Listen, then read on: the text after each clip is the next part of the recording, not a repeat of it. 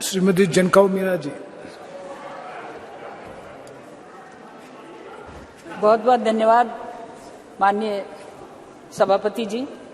आज मैं अति महत्वपूर्ण बिल जो नई संसद में पहला बिल पेश हुआ, महिला शक्ति वंदन अधिनियम 2023, हृदय से पूरे देश की माता बहनों और नारी शक्ति की तरफ से मैं धन्यवाद देती हूं और वंदन करती हूं कि बाबा साहब अंबेडकर के सपने को साकार करने के लिए आज ये भावना हमारे यशस्वी प्रधानमंत्री नरेंद्र मोदी जी के हृदय में उत्पन्न हुई और उन्होंने उनके द्वारा निरंतर प्रगति के पथ पर चलने का जो प्रयास उनका है उसमें एक मील का पत्थर साबित होगा। जिस तरह से बाबा साहब चाहते थे कि मिटे विषम समरसता लय हो, प्लीज अरमानों के नए क्षितिज पर नए मनुष्य का नया उदय हो, इस भाव को लेते हुए इस विषमता की खाई को पाटने के लिए कि जब एक तरफ कहते हैं कि स्त्री और पुरुष एक रथ के दो पहिए हैं और ये सक्षम पहिए एक दूसरे को साथ देते हुए आगे बढ़ते हैं, इसी गति को ध्यान में रखते हुए मैं याद करना चाहूंगी माननीय सुषमा स्वराज जी जो अब नहीं हैं, जिन्होंने 2000 में इस बिल को जब पेश किया मैं साक्षी थी। उस समय जो अभी मेरे से पहले पूर्व वक्ता बोलकर गई हैं, उनकी पार्टी ने हाथ से लेकर उन पत्रक को फाड़ दिया था, बिल को फाड़ दिया था। इसके अतिरिक्त कई भाई बहन ऐसे हैं जिन्होंने अपने वक्तव्य में इस बात को दोहराया, लेकिन माननीय सभापति जी मैं आपके माध्यम से कुछ बात कहना चाहूंगी कि जिस तरह से भाई निशिकांत जी जब बोल रहे थे तो उस समय एक प्रश्न उठाया कि महिला क्यों नहीं बोल रही। मैं ये कहूं कि जब रथ का पहिया दोनों पहिए बराबर हैं, दोनों की सक्षमता से रथ चलेगा और इस भाव को मद्देनजर रखते हुए यशस्वी प्रधानमंत्री जी ने ये कल्पना साकार की और उस साकार करने के साथ मैं याद दिलाना चाहूंगी उनको कि भाई की कलाई पे जब राखी बांधी जाती है तो केवल वो राखी स्वयं की रक्षा की नहीं बल्कि वो संपूर्ण समाज की रक्षा और अपने भाई की दीर्घायु और स्वास्थ्य की कामना करती है। मैं ये कहना चाहूंगी कि नारी की सक्षमता पर हमें प्रश्न चिन्ह नहीं लगाना, नारी सक्षम है। इसके अनेक उदाहरण आज हमारी वर्तमान लोकसभा में, चाहे रक्षा मंत्रालय संभालना हो, चाहे वित्त मंत्रालय संभालना हो, चाहे हमारा स्वास्थ्य मंत्रालय और शिक्षा मंत्रालय संभालना हो, सक्षम नारियां, सक्षम महिलाएं, सक्षम हमारी मंत्री बहनें इस काम को संभाल रही हैं। इसलिए कोई ये सोचे कि हमारी नारी सक्षम नहीं, वो सक्षम है, स्वस्थ है, सार्थक है, उन्नतिशील है और भारतीय संस्कृति में पली बड़ी है। भारतीय संस्कृति में पली बड़ी नारी भारत के वर्चस्व को और भारत की परंपराओं को समझती है। मैं ये कहना चाहूंगी कि इस बिल में जिस तरह से ये सभी जो ये तीनों जगह लोकसभा, राज्य विधानसभा, दिल्ली विधानसभा के कुछ स्थानों के यथाशाक्य 1/3 बहनों को आरक्षण देने का जो प्रावधान इस बिल में किया गया है वो वाकई में प्रशंसनीय है।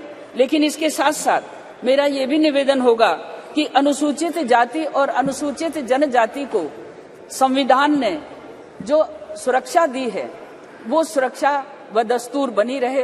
अनुसूचित जनजाति की मैं स्वयं हूं और मैं ये कहना चाहूं कि भारतीय जनता पार्टी एक ऐसी पार्टी है जिसने अनुसूचित जाति और जनजाति को केवल वोट बैंक नहीं समझा।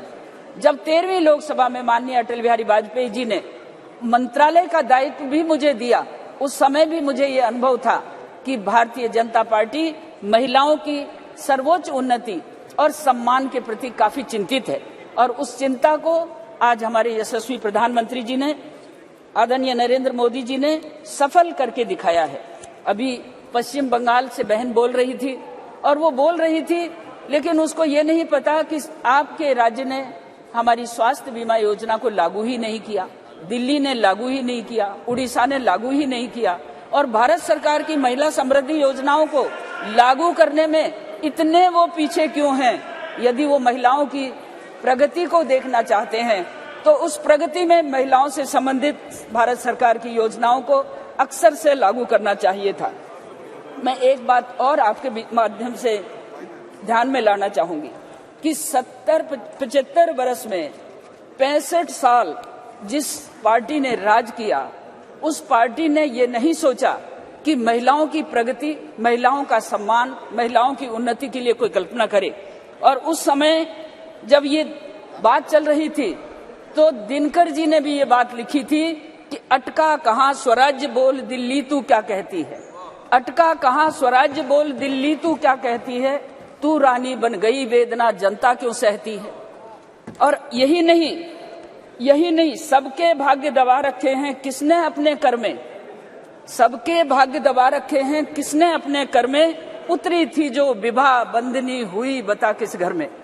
एक ही घर में वो विवाह बंधनी हो गई, और विवाह बंधनी होने से, वो आभा बंधनी होने से भारत का समुचित विकास, भारत की नारी शक्ति की उपेक्षा जिस तरह से की गई और जिस तरह से उसे कमजोर समझा। धन्यवाद। लेकिन गीतों में भी गाया है कि कोमल है कमजोर नहीं, कोमल है कमजोर नहीं, वो सत्य का नाम ही नारी है।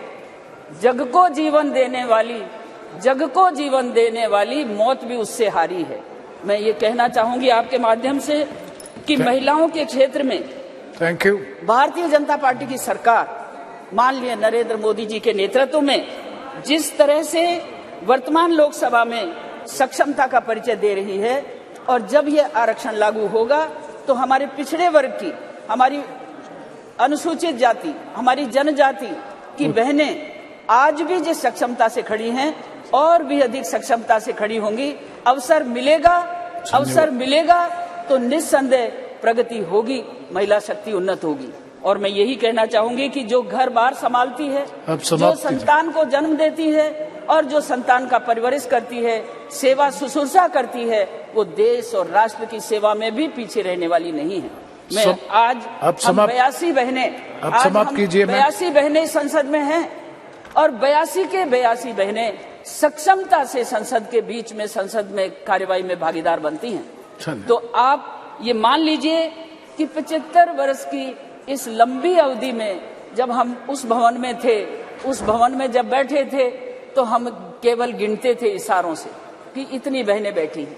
और जब अब नई संसद में ये उद्घोष हो चुका है और ये आज इस बिल पर चर्चा हो रही है, तो मुझे लगता है कि संवैधानिक प्रक्रिया को पूरा करते हुए, संवैधानिक व्यवस्थाओं को पूरा करते हुए जब ये कानून लागू होगा, तो आज इस संसद के अंदर 181 बहनें बैठेंगी, 181। और 181 बहनों का जो नेतृत्व इस देश की महिला शक्ति को मिलेगा, उनकी सक्षमता को मिलेगा, उनके शिक्षा स्वास्थ्य की उन्नति के लिए मिलेगा, और इस राष्ट्र की प्रगति में भागीदार बनकर धन्यवाद मैम, धन्यवाद। लगाएंगे। आप समाप्त कीजिए। एक ही बात कहना चाहूंगी अंत में, आप समाप्त कीजिए। एक बात कहना चाहूंगी कि कुछ तो दूर देखता उड़कर, हमारी पुरानी 60 साल की सरकार को देखना, कुछ तो दूर देखता उड़कर है कितना विस्तृत आकाश, रे कपोत कुछ ही दानों पे करते क्यों जीवन का नाश। ये मैं कहना चाहूंगा। धन्यवाद। धन्यवाद। नेक्स्ट स्पीकर श्रीमती शर्मिष्ठा सेठी जी।